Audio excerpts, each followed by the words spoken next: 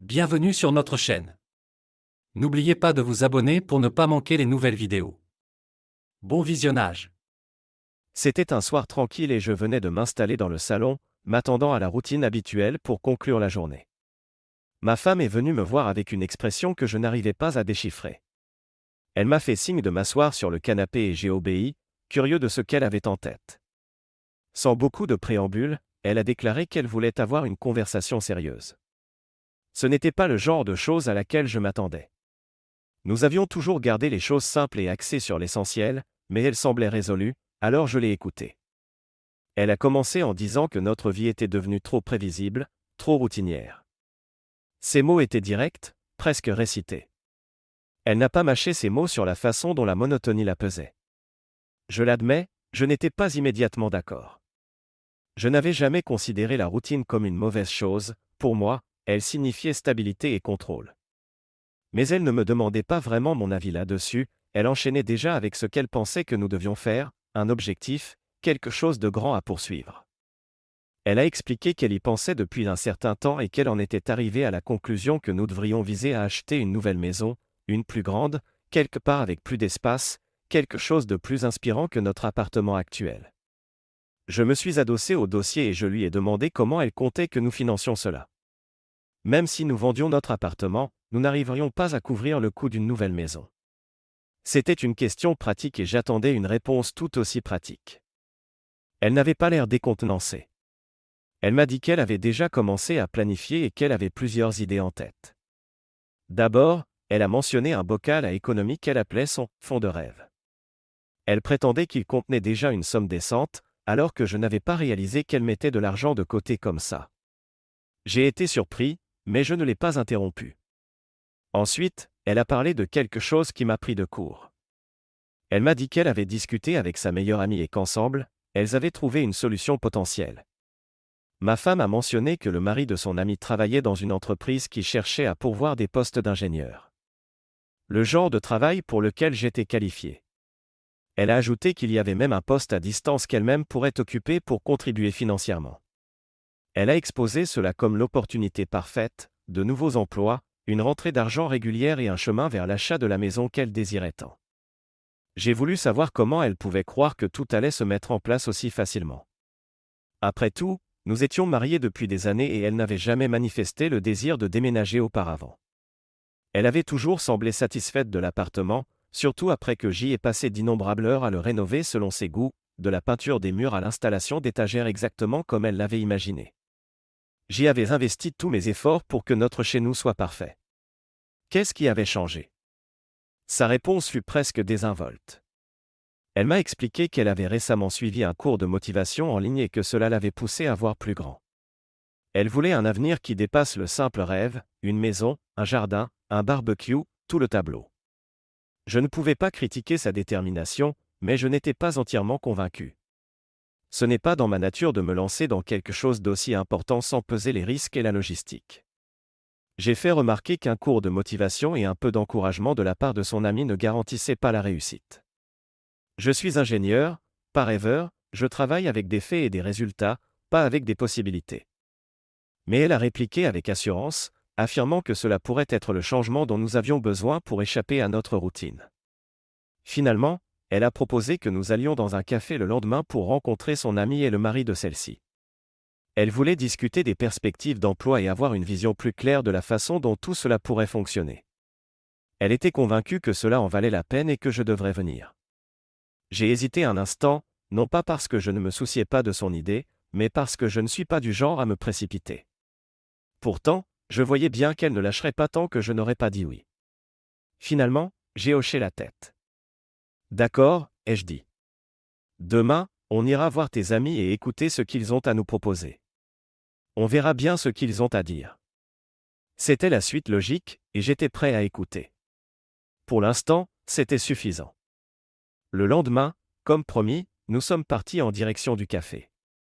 Fidèle à ses habitudes, ma femme a pris son temps pour se préparer.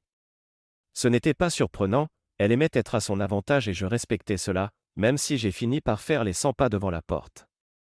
Après ce qui m'a semblé une éternité, nous sommes finalement montés en voiture.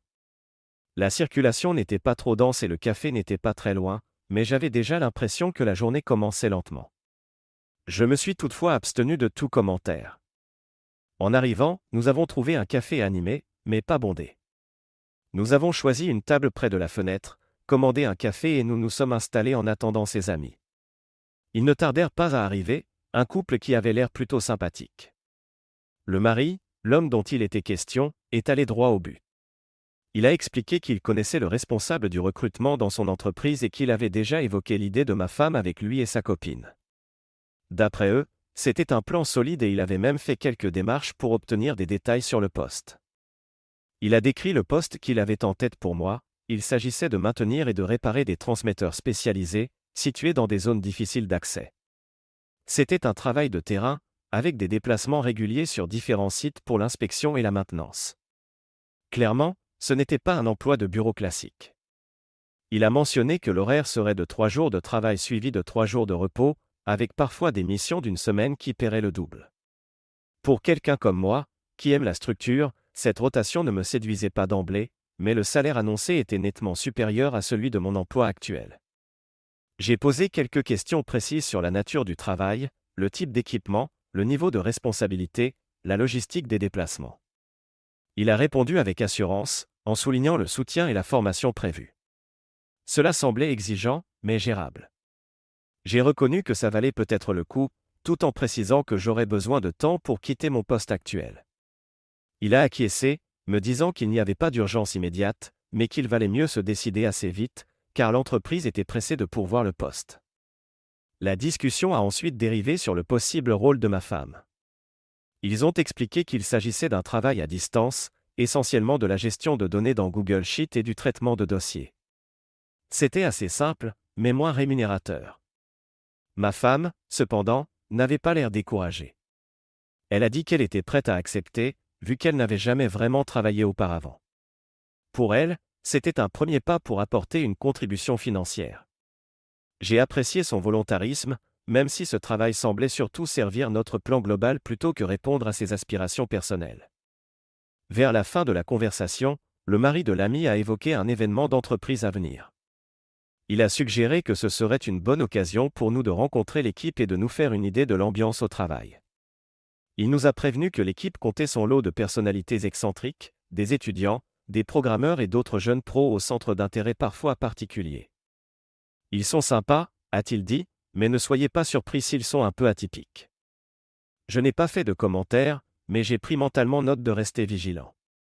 L'événement semblait détendu, mais essentiel, il voulait manifestement que nous sociabilisions avec l'équipe avant de nous engager. Ma femme s'est montrée enthousiaste, considérant cela comme une aventure. Moi, en revanche, je n'étais pas spécialement ravi à l'idée de me mêler à des inconnus, mais je savais que ça faisait partie du processus. Rencontrer l'équipe me permettrait de juger moi-même de l'environnement de travail, alors j'ai accepté. Quand nous avons fini notre café, nous avions abordé tous les points nécessaires. Nous avons pris les renseignements concernant l'événement, remercié nos interlocuteurs et conclu la rencontre. Ma femme était aux anges en sortant, visiblement optimiste quant à cette opportunité. J'étais plus réservé, mais j'ai décidé de garder l'esprit ouvert. Nous avons repris la route, discutant de l'organisation pour l'événement d'entreprise et de ce qui nous attendait. Une fois rentrés, nous nous sommes à nouveau posés pour en parler. Ma femme débordait d'enthousiasme, évoquant toutes les promesses que cela pouvait représenter. De mon côté, j'étais moins emballé, même si le salaire pour ce travail était clairement intéressant, l'idée d'un cycle de 3 jours de travail et 3 jours de congé me déplaisait un peu, cela rompait la routine que j'appréciais. Mais ce qui m'avait vraiment marqué, c'était la remarque sur les centres d'intérêt étranges de l'équipe. Je lui ai dit que cela m'intriguait, sans être forcément rassurant. Ma femme, toutefois, est restée optimiste. Pour elle, ce serait amusant de les rencontrer et, avec un peu de chance, de se faire des amis. Son enthousiasme était communicatif, mais j'avais toujours des réserves. Au cours des 2 semaines qui ont suivi, je me suis appliqué à finaliser mes obligations dans mon emploi actuel. Je n'y étais pas particulièrement attaché, mais démissionner représentait tout de même un grand pas. Au bout de cette période, j'avais remis ma démission et j'étais officiellement prêt à commencer ce nouveau poste. C'était un pari, mais j'étais prêt à le faire pour le gain financier. Ma femme était ravie de voir que nous avions franchi cette étape. Elle s'est même lancée dans l'apprentissage de son futur travail à distance, s'initiant aux feuilles de calcul et au traitement de formulaires. Elle était déterminée et je respectais cela. Le jour de l'événement d'entreprise est vite arrivé. Ma femme et moi sommes arrivés sur place et l'ambiance était très animée. De toute évidence, ils avaient mis les moyens pour accueillir tout le monde dans la bonne humeur. Dès que nous sommes entrés, nous avons été accueillis chaleureusement par plusieurs employés. On nous a offert à boire, on nous a présenté à des gens, et la soirée commençait plutôt bien. Cela dit, il n'a pas fallu longtemps pour qu'un incident étrange se produise. Un jeune homme, visiblement éméché, a titubé vers nous et a lancé une remarque grossièrement déplacée à propos de notre vie sexuelle. J'ai été pris au dépourvu mais je suis resté calme. Avant que je ne puisse dire ou faire quoi que ce soit, un autre employé l'a tiré en arrière et s'est excusé platement. L'homme qui venait de s'excuser, et qui paraissait sensé, nous a expliqué que le type avait trop bu. Je lui ai dit que ça allait, même si j'avais été à deux doigts de réagir plus brutalement. Nous avons ri, puis nous sommes passés aux présentations. L'homme qui était intervenu exerçait le même métier que celui que j'allais occuper. Il m'a expliqué que nous alternerions les périodes de 3 jours, en couvrant les mêmes créneaux de travail. Ça m'a permis de recueillir son point de vue et je me suis senti un peu plus à l'aise. Pendant ce temps, ma femme discutait avec d'autres personnes. Elle était dans son élément, entamant des conversations sans difficulté et se faisant très vite des connaissances. Je n'ai pas pu m'empêcher de remarquer un groupe de jeunes hommes à une autre table, qui semblaient fixés sur nous. Leur regard un peu trop insistant m'a mis mal à l'aise. Je me suis penché vers mon nouvel interlocuteur pour savoir qui étaient ces types. Il a esquissé un sourire et m'a expliqué qu'ils étaient tout juste sortis de l'université, employés dans un autre service. Ils sont inoffensifs, juste un peu immatures et trop enclins à vouloir se faire remarquer, a-t-il ajouté.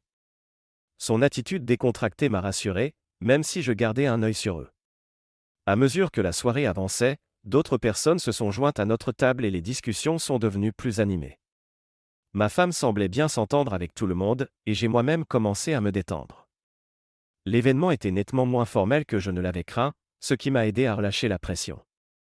Les jeunes hommes de tout à l'heure ne sont pas revenus nous importuner, mis à part leur rire un peu fort et quelques tentatives maladroites de sociabilisation. Dans l'ensemble, la soirée s'annonçait positive.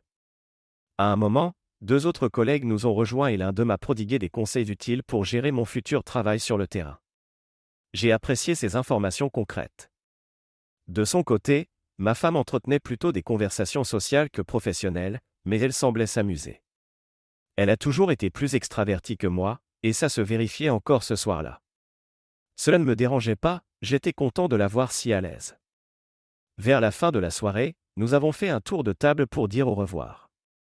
La plupart des gens semblaient réellement sympathiques et certains étaient même impatients de me voir rejoindre leur équipe. Je m'étais rendu à cet événement avec peu d'attente, mais il s'est achevé sur une note étonnamment positive. Nous avons remercié tout le monde pour leur accueil chaleureux et sommes rentrés. Pendant le trajet, ma femme parlait déjà de toutes les personnes qu'elle avait rencontrées et de la façon dont ce nouveau chapitre pourrait se dérouler.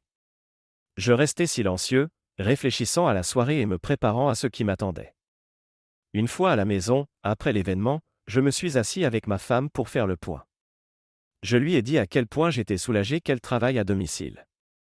Certains gars là-bas me semblent louches, ai-je remarqué, en pensant aux histoires que j'avais entendues et à ce que j'avais vu. Elle a ri, en me rappelant qu'on avait tous été jeunes et insouciants un jour. Ils viennent de sortir de la fac, a-t-elle dit. Ils finiront par mûrir. Je n'étais pas pleinement rassuré, mais j'ai laissé tomber pour l'instant. Elle a ensuite mentionné qu'elle devrait bientôt aller au bureau pour récupérer son ordinateur de travail. Tu seras en mission, ça tombe bien. Quand tu reviendras, tu pourras me raconter comment s'est passée ta première période complète de travail, a-t-elle ajouté. 3 jours plus tard, à la fin de mon service, je suis rentré et je l'ai trouvé endormi à table, son nouvel ordinateur portable encore ouvert devant elle. Elle avait l'air paisible, comme quelqu'un qui venait d'accomplir une tâche importante. Je l'ai doucement réveillée pour lui demander comment s'était passée sa journée. Super, a-t-elle répondu en souriant. J'ai pu revoir certains des gars de l'événement. Son ton désinvolte m'a intrigué. Je lui ai demandé qui elle avait vu exactement. Elle m'a expliqué qu'elle et son ami étaient allés boire un café et qu'elles étaient tombées sur un groupe de personnes présentes à la soirée d'entreprise. Ils l'avaient reconnue et s'étaient invités à leur table. Parmi eux se trouvait le même type qui avait fait la remarque déplacée sur le sexe lors de la soirée. En entendant cela, je me suis senti irrité. Et qu'est-ce qu'il a dit, cette fois? Ai-je demandé en essayant de rester calme. Elle a ri, en disant que ce n'était rien. Il n'a presque pas parlé, il devait être gêné par ce qui s'est passé la dernière fois, a-t-elle dit. Détends-toi, Rambo. Sa légèreté ne m'a pas rassuré.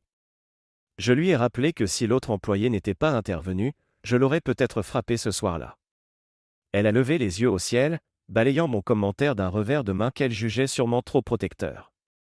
Quoi qu'il en soit, a-t-elle continué, on a fini par discuter un bon moment, et ils sont même passés ensuite. L'un d'eux m'a raccompagné et m'a déposé l'ordinateur portable. Surpris, je me suis figé. Ils sont venus jusqu'à la maison? Ai-je demandé. Elle a hoché la tête, comme si ce n'était pas un problème. On a mangé une pizza, on a parlé un peu, puis ils sont partis. Rien de spécial. Je n'ai pas pu dissimuler mon mécontentement. Pourquoi tu ne m'as rien dit? Ai-je demandé. Sa réponse a été presque trop détachée. Je ne pensais pas que c'était important, a-t-elle dit. J'étais avec mon ami tout le temps, pourquoi t'inquiéter? Son insouciance me dérangeait, mais j'ai préféré ne pas envenimer les choses. C'est juste bizarre, ai-je répliqué. Les invités sans me le dire, mais bon, c'est fait. Elle a vu que je n'étais pas à l'aise. Si ça te contrarie à ce point, a-t-elle proposé, on peut les inviter à nouveau pour que tu puisses mieux faire leur connaissance. Tu verras qu'ils ne sont pas si mauvais. Je n'étais pas ravi de l'idée, mais j'en comprenais la logique. D'accord, ai-je dit, mais s'ils traînent par ici, je verrai moi-même s'ils valent la peine. Elle a souri. Tu es déjà si méfiant, a-t-elle dit. On verra si tu changes d'avis après les avoir revus. Je n'ai pas répondu tout de suite, repensant à l'impression qu'il m'avait donnée à la soirée d'entreprise. Finalement, j'ai lâché. Peut-être que je suis méfiant, mais on verra bien. Une semaine plus tard, ma femme a donc invité le groupe à venir chez nous, comme prévu. Ils sont arrivés à l'heure et, au début, tout avait l'air de bien se passer. Les gars se sont montrés polis, allant même jusqu'à s'excuser pour tout comportement déplacé pendant l'événement d'entreprise. J'ai apprécié le geste, même si je restais sur mes gardes. Je ne suis pas du genre à me détendre rapidement, surtout avec des inconnus. À mesure que la soirée avançait, j'ai commencé à ressentir quelque chose de dérangeant. L'un des types ne quittait pas ma femme des yeux. Au début, c'était discret, mais plus le temps passait, plus ses regards insistants devenaient évidents. Je l'observais, sans vouloir provoquer un esclandre, mais c'était clair, son attention n'était pas anodine. Ma femme, qu'elle soit insensible ou qu'elle l'ignore, continuait à discuter comme si de rien n'était. Je suis resté silencieux, mais mon agacement grandissait.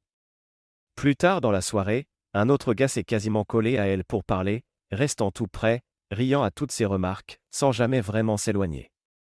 J'ai fini par en avoir assez et j'ai décidé d'intervenir. Je me suis approché et je lui ai demandé, de but en blanc, ce qu'il était en train de faire. Il a eu l'air surpris mais a répondu qu'il trouvait ma femme très intéressante et qu'ils avaient des amis en commun. J'ai hoché la tête, sans reculer. Ma seule présence l'a rendu nerveux et il a vite trouvé un prétexte pour s'éloigner. Le reste de la soirée s'est déroulé sans incident majeur, mais cette impression malsaine ne m'a pas quitté. Lorsque les invités sont partis, j'ai fait part de mon ressenti à ma femme. Ils font peut-être semblant d'être sympas, mais l'un d'eux te dévorait des yeux et un autre ne te lâchait pas. Elle a balayé mes remarques en affirmant que j'exagérais. Tu te fais des films, ils étaient juste avenants. Je n'étais pas convaincu. Sympa ou pas, je te dis que quelque chose ne tourne pas rond. Je ne veux plus que tu passes du temps avec eux, ai-je dit sèchement. Ma femme n'a pas aimé ma fermeté et m'a accusé d'être déraisonnable et trop possessif. Mais j'ai maintenu ma position. Je suis sérieux. S'ils continuent à se comporter ainsi, je ne veux plus les voir. Malgré mon hostilité, la vie a suivi son cours. Bientôt, j'ai remarqué un nouveau comportement chez ma femme. Quand j'étais en déplacement pour le travail, elle manquait parfois mes appels ou mettait longtemps à répondre à mes messages. Cela arrivait assez souvent pour que j'en devienne méfiant. Un soir, à mon retour, je lui ai demandé directement ce qu'il en était. Elle a haussé les épaules, prétendant que ce n'était qu'une coïncidence. Tu te fais trop d'idées, a-t-elle dit. Parfois, je suis juste occupé. Ensuite, j'ai eu une nouvelle mission nécessitant 5 jours de déplacement sur différents sites. Avant de partir, j'ai veillé à ce que tout soit en ordre à la maison. Pendant cette tournée, le même schéma s'est répété, elle manquait mes appels et ne répondait que tardivement à mes messages.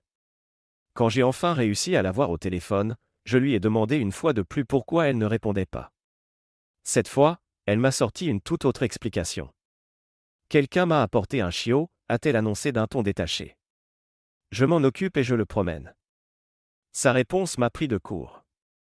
Je ne savais pas quoi en penser, et son ton, étrangement calme, me laissait perplexe, comme si c'était une excuse pour éviter mes questions.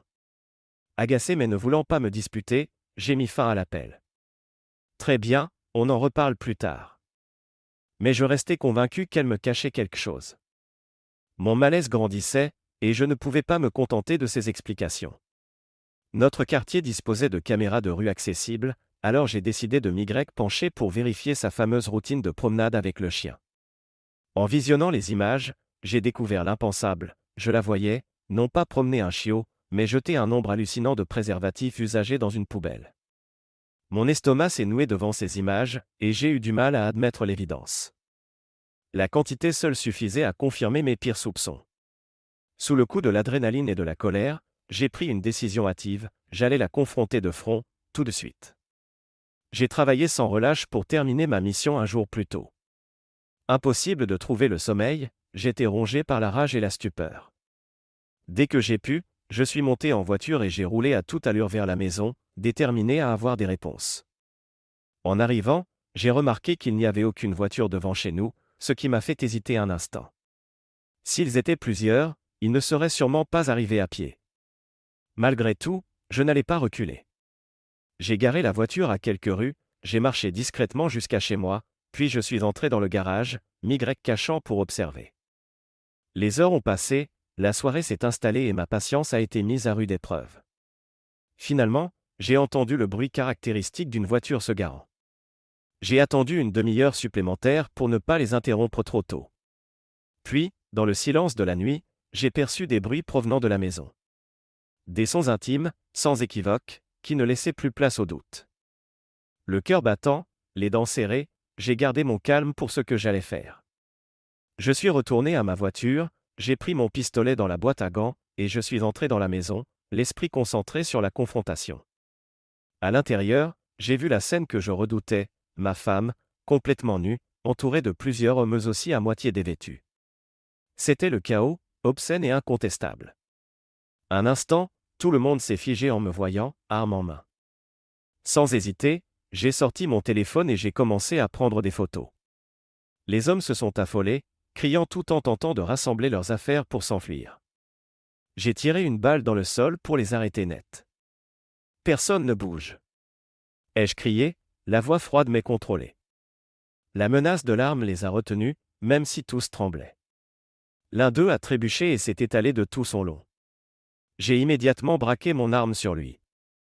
Il m'a regardé, les yeux écarquillés par la terreur. C'est là que je l'ai reconnu, il travaillait aussi dans l'entreprise, le type à l'horaire décalé. Toi.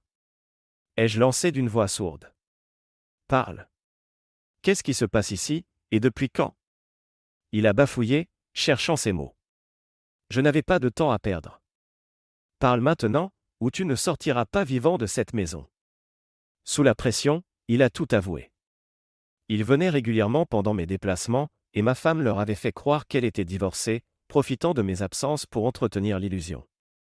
Chaque mot qu'il prononçait me faisait l'effet d'un coup de couteau, mais je restais silencieux, jusqu'à la fin de son récit. Quand il a terminé, j'ai regardé ma femme. Elle était figée, le visage tordu par la peur et la culpabilité. Je me suis tourné à nouveau vers le type et j'ai désigné la porte du canon de mon arme. Dégage, ai-je ordonné. Il s'est relevé et a détalé, abandonnant même ses chaussures. Puis j'ai fait face à ma femme.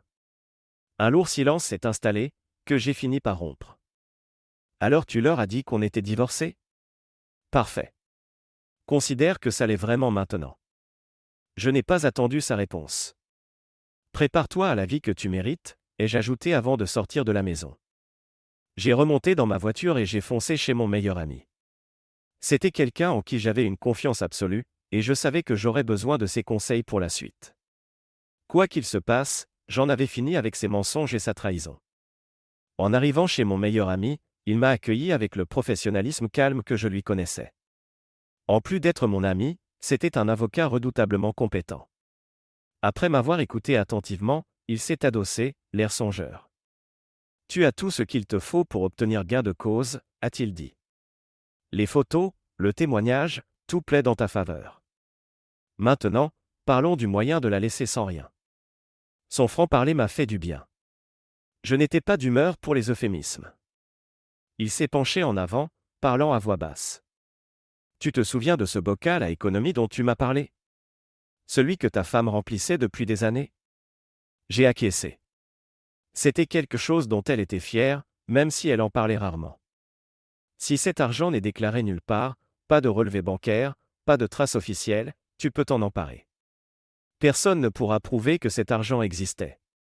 Il m'a expliqué que ce serait un moyen de pression et que, surtout, cela l'empêcherait de s'enrichir de la situation. Je suis resté silencieux un moment, laissant l'idée faire son chemin. Ce n'était pas une décision à prendre à la légère, mais je ne pouvais pas nier la logique. Pendant que je m'occupe de la partie juridique, a-t-il ajouté, toi, tu dois retourner vivre là-bas et faire comme si de rien n'était. Ça nous donnera le temps de tout préparer. Et si elle se dépêche de trouver un avocat, ça peut même jouer en notre faveur. À contre-séhure, j'ai accepté. L'idée de feindre que tout allait bien me répugnait, mais j'avais confiance en son jugement. Ce soir-là, je suis rentré, m'efforçant de jouer la comédie. Dès que j'ai passé la porte, elle s'est précipitée vers moi en larmes. Elle est tombée à genoux, s'accrochant à mes mains et m'implorant de lui pardonner. Son désespoir était palpable, mais il n'a fait que renforcer ma détermination. On verra, ai-je simplement répondu. Il y a beaucoup de choses à envisager. Elle a semblé soulagée, comme si ma réponse mesurée lui laissait un espoir. Elle s'est relevée et a essayé de se composer un visage calme. J'avais du mal à la regarder, mais je savais que je devais rester concentré.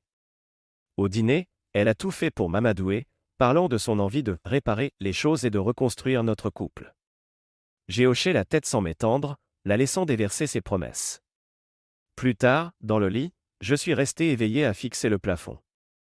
Elle s'est endormie rapidement, sans doute épuisée par le poids de sa culpabilité. De mon côté, je ne trouvais pas le repos, ces mensonges tournaient en boucle dans ma tête, tout comme les mots de mon ami.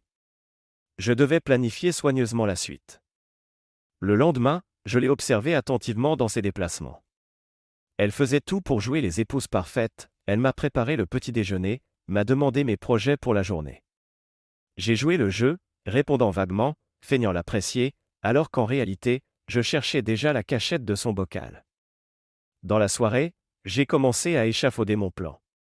J'allais attendre un moment où elle serait absente, par exemple, quand elle ferait des courses pour fouiller la maison de fond en comble. En attendant, il me fallait tenir ce rôle de mari en pleine réconciliation. Je détestais chaque seconde de cette mascarade, mais je me disais que chaque instant désagréable me rapprochait de la conclusion. Le soir venu, alors qu'elle dormait déjà, j'ai finalisé mes réflexions. Plus tôt j'agirais, plus vite je pourrais clore ce chapitre de ma vie.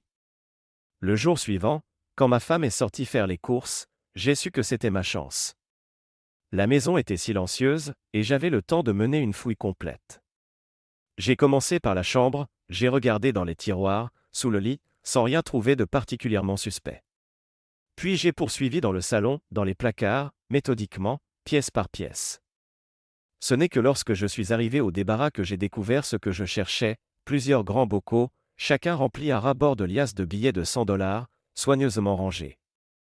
La vision m'a à la fois choqué et soulagé. J'ai dévissé le couvercle de l'un des bocaux pour vérifier, les billets étaient impeccables. Il y avait au moins 5 bocaux, tous aussi pleins.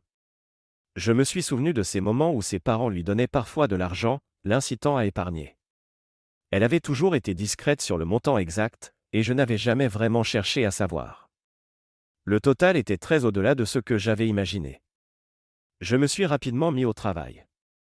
J'ai replacé chaque bocal dans un carton, enroulé de vieux tissus pour les dissimuler, et je les ai portés jusqu'à la voiture en faisant attention à ne pas attirer l'attention.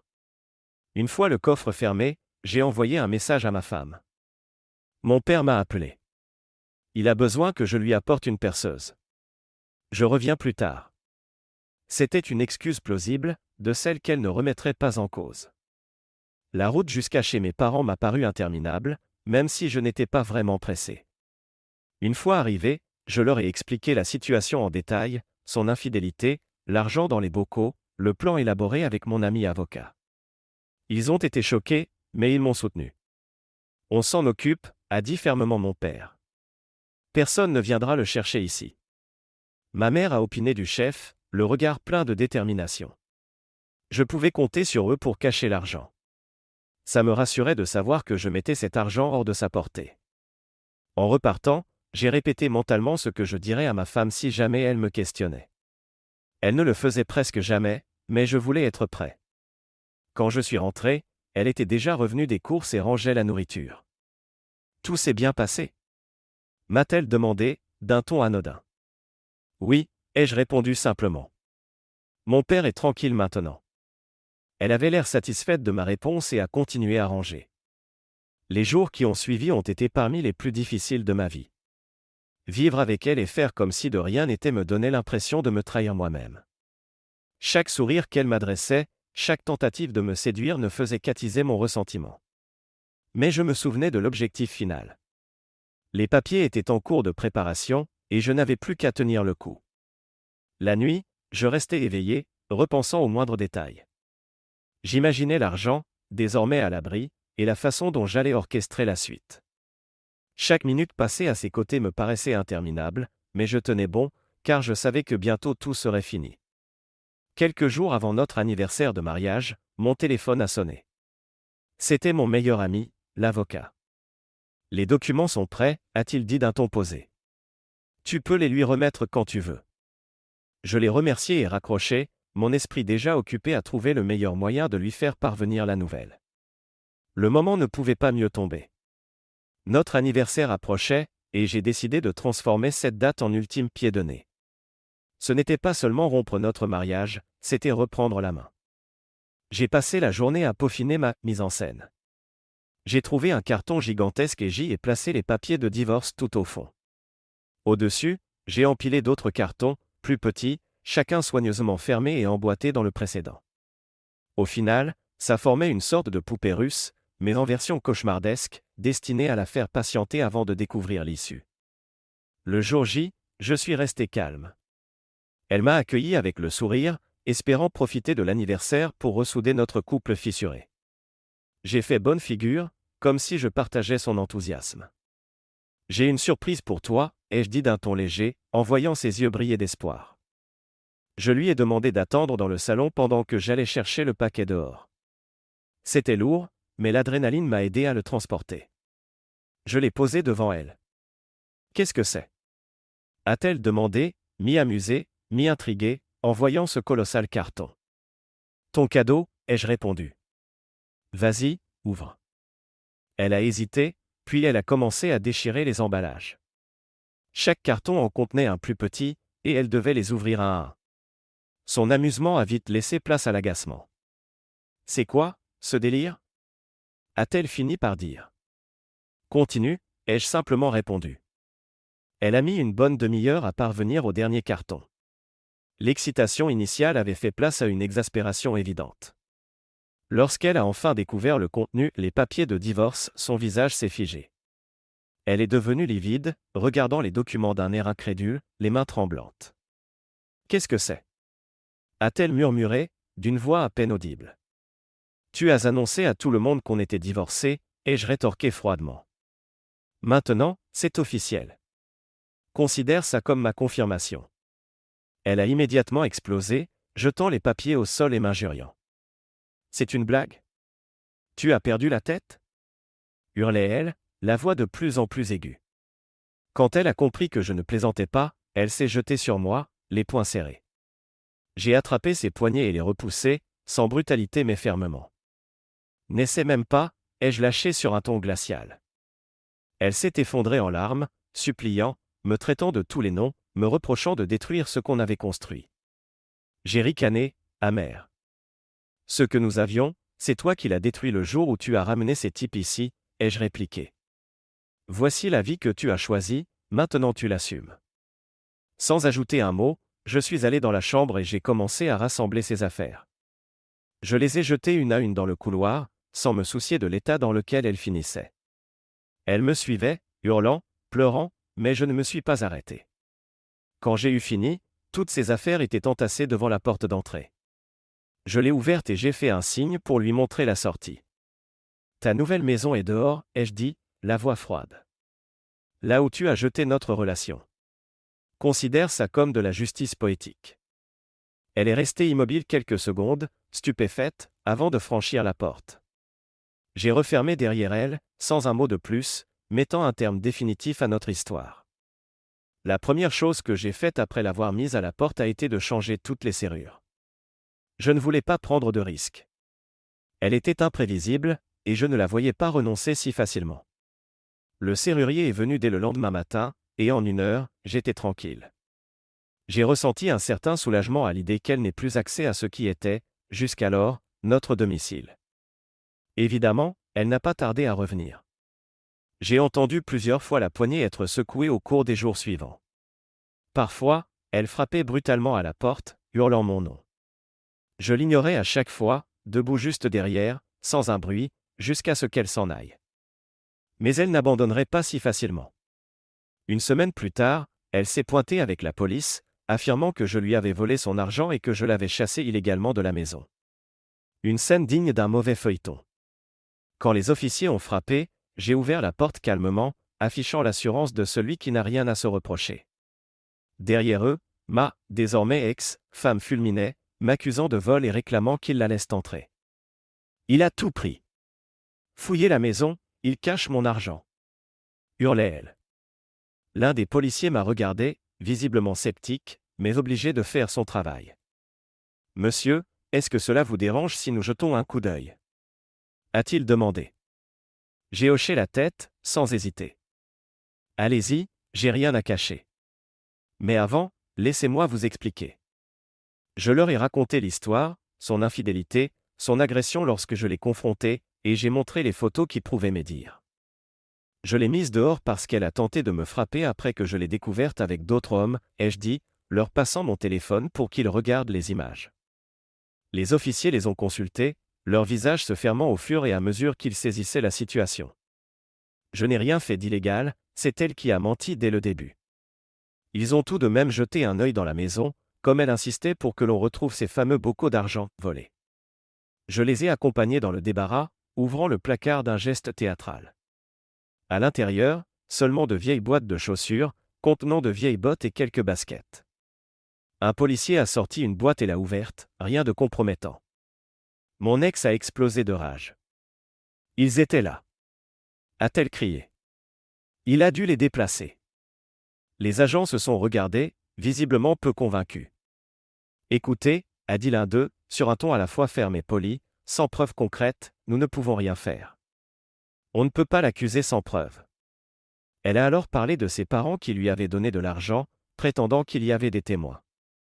Mais les policiers lui ont fait remarquer qu'il n'y avait aucune trace officielle ni aucun élément reliant cet argent à moi.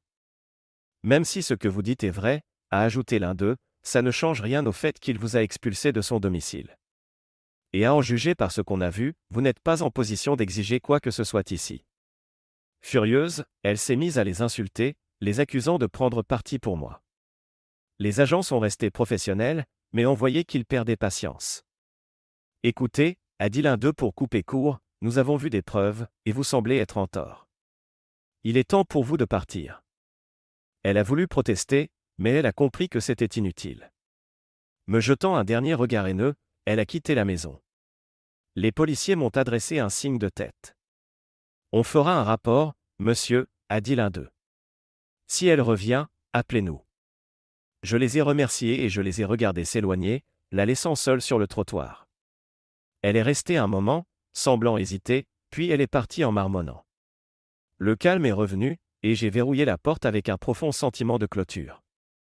Cet affrontement m'avait épuisé, mais c'était une nouvelle étape franchie pour la tenir à distance. Grâce aux preuves, et avec mon ami avocat à la manœuvre, le divorce s'est déroulé comme prévu. Ce n'était pas son premier dossier d'infidélité et de litige financier, il a donc mené la procédure avec efficacité. Les éléments à charge étaient irréfutables, photos, témoins, comportement viol de sa part. De plus, comme il l'avait annoncé, il m'a fait un tarif spécial pour ses honoraires en gage d'amitié. Pour le remercier, j'ai discrètement utilisé une partie de l'argent que j'avais récupéré, ce qui m'a semblé un juste retour des choses. Une fois les formalités légales terminées, je n'ai pas tardé à vendre la maison. Elle représentait tout ce qui s'était mal passé, et je voulais m'en débarrasser. Le marché était favorable et elle est partie vite. Avec l'argent, j'ai pu m'acheter une autre maison, dans un tout autre quartier, loin de tous les souvenirs et de l'entourage de mon ancienne vie. La nouvelle maison me convenait parfaitement, calme, spacieuse, un vrai renouveau. J'avais besoin d'un endroit où reconstruire ma vie sans l'ombre de mon passé. Pour ce qui est de ma carrière, j'ai également changé de cap, le poste que j'avais accepté sur l'insistance de mon ex ne m'attirait plus. Les longues journées et les contraintes ne valaient plus le coup, surtout que j'avais désormais une sécurité financière. J'ai donc démissionné et suis retourné à mon ancien emploi, moins bien payé, mais plus tranquille. Ce retour en terrain connu m'a fait du bien. Sur les conseils de quelques amis, j'ai décidé d'investir la somme restante. J'ai engagé un analyste financier compétent, qui m'a aidé à placer l'argent intelligemment.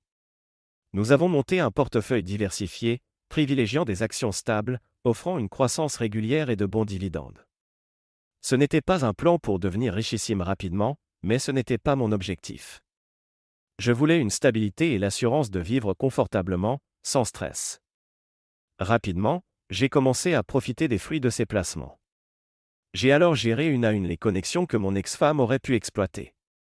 J'ai parlé à mes parents, leur expliquant tout pour qu'ils soient prêts au cas où elle les contacterait. Ils ont promis de ne pas lui répondre et de me soutenir. J'ai également contacté nos amis communs, partageant assez d'informations pour qu'ils comprennent pourquoi je ne voulais plus de contact avec elle. Tous ont compris et ont accepté de lui fermer la porte. Évidemment, elle n'en est pas restée là. Elle a essayé de contacter mes parents, puis nos amis communs, leur demandant d'intercéder en sa faveur, mais ils ont refusé de s'en mêler. Dépitée, elle s'est rabattue sur moi, multipliant les appels et les messages vocaux interminables, mêlant accusations, supplications et exigences. Elle voulait qu'on se voie, qu'on répare les choses, comme si on pouvait effacer d'un coup ce qui s'était passé. Je n'ai jamais répondu. Pour moi, il n'y avait plus rien à dire. Elle avait détruit tout ce qui existait entre nous. Elle a tout essayé, même se présenter de façon inopinée chez mes parents, espérant qu'ils la laisseraient entrer. Mon père, homme de peu de mots mais de principe, lui a clairement dit qu'elle n'était pas la bienvenue. Elle est repartie furieuse, mais cette tentative n'a fait que confirmer que j'avais bien fait de tout leur expliquer. Les appels se sont espacés avec le temps. Chaque fois que son numéro s'affichait, je ressentais un mélange d'agacement et de pitié. J'avais changé de vie, à la fois sur le plan affectif et matériel, et chacune de ces tentatives pour renouer montrait surtout à quel point elle était déconnectée de la réalité. Quand elle réclamait des explications ou essayait de me faire culpabiliser, je raccrochais. Quand elle laissait un message, je l'effaçais sans l'écouter. En fin de compte, elle n'a rien pu faire. Tous les ponts étaient coupés. Elle avait elle-même brûlé ceux qui la reliaient à mon univers, et je ne comptais pas les reconstruire. Chaque appel manqué, chaque message ignoré me confortait un peu plus dans l'idée que j'avais tourné la page pour de bon. Elle pouvait bien s'acharner, je ne reviendrais pas en arrière. J'avais reconstruit ma vie, et elle n'y avait plus aucune place. Merci de regarder et n'oubliez pas de vous abonner pour ne pas manquer les nouvelles histoires.